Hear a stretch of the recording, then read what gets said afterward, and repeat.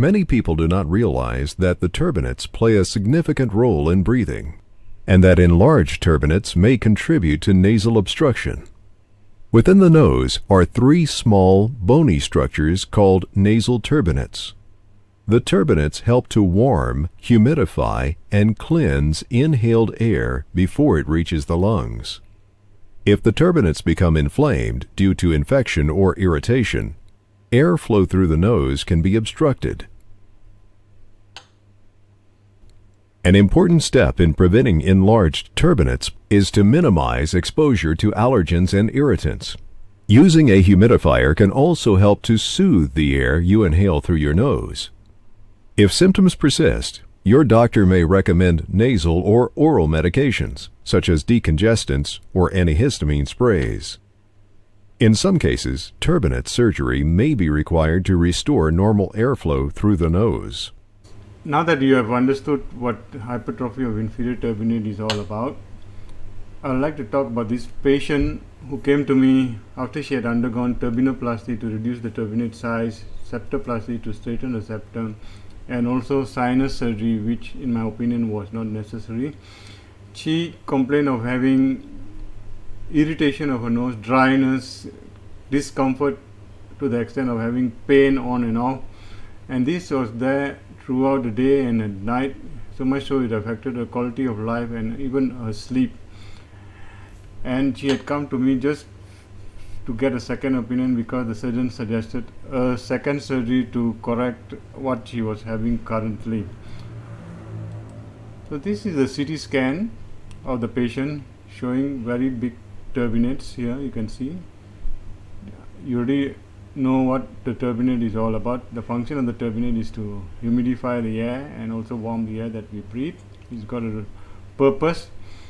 So it's quite obvious the turbinates are quite big and bulky, so they needed reduction, but not to the extent of the 70-80% reduction that was done. She just needed about 40% of the reduction, and that too in this part, not in the anterior part.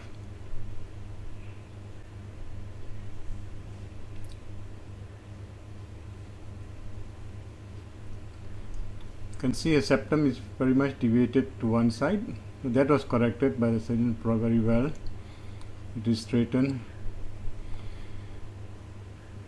What wasn't addressed was the septal bodies that you can see here, the thickened mucosa over the septum. It was left in place. The septum was straightened, but the mucosa was not addressed.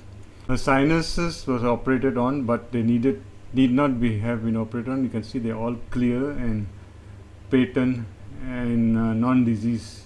Septum went, was straightened. Septal body were not done. The inferior turbinate were overdone.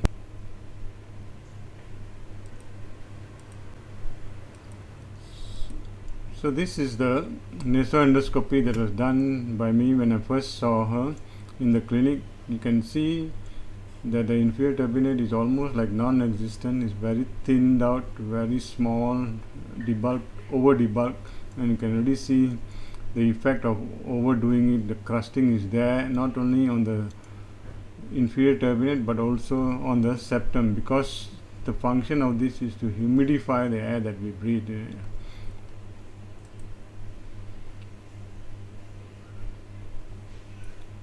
So right from the front to the back, it has been much reduced in size. Not only that, she also had sinus surgery done, which was absolutely not necessary in my opinion. Here you can see her non-disease, perfectly functioning sinuses between the eyes, which is called the ethmoid sinus, have been opened up. Even the sphenoid sinus have been opened up, but it's a dead end. So it is not going to help her in any way as far as a nasal block is concerned. And on this side too, you can see the inferior turbinate very much reduced in size, right from the front till the back. And here you can see the septal bodies, which I was showing you in the scan previously. The septum has been straightened very well by the surgeon.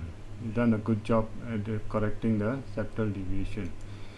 Here as I'm passing by the septal body which was not addressed, and looking into the sinuses, clean and nice sinuses. They're clean and nice because they were clean and nice to start off with and need not have been opened. These are the ethmoid sinuses between the eyes, and there you go is the sphenoid sinus.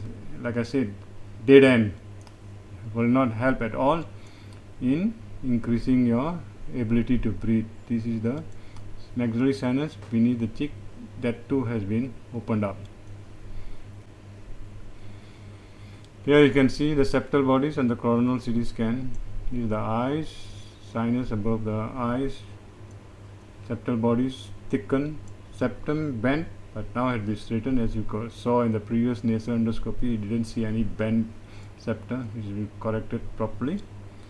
But the sinuses are all clear.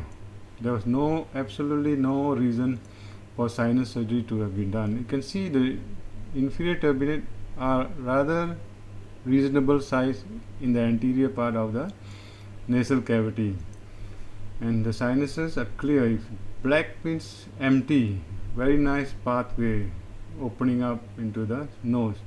This is black, air. So you see, when the sinuses contain air, no tissue in it, that means they are perfectly normal.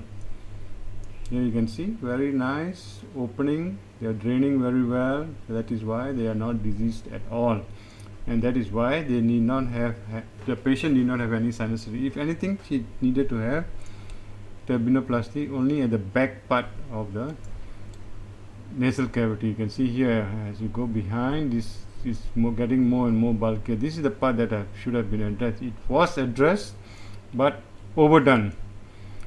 It should have been just debulked by about 40-50%, not the 70 to 80% that was done in her case, which is why now she has got the symptoms of irritation, dryness, up to the extent of discomfort and pain even. You can see very bulky at the back. So this was addressed but over addressed. Sinuses all clear, black and nice, all clear. So she didn't have any reason to have had the sinus surgery that she was subjected to.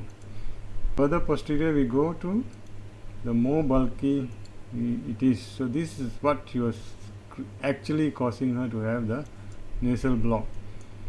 Anteriorly it was the septum, behind it was the turbinate.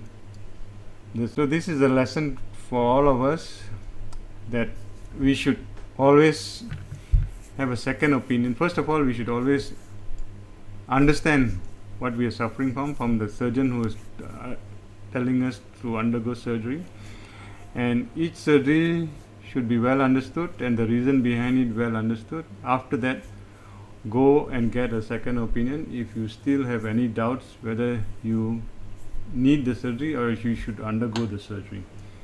Thank you for your attention.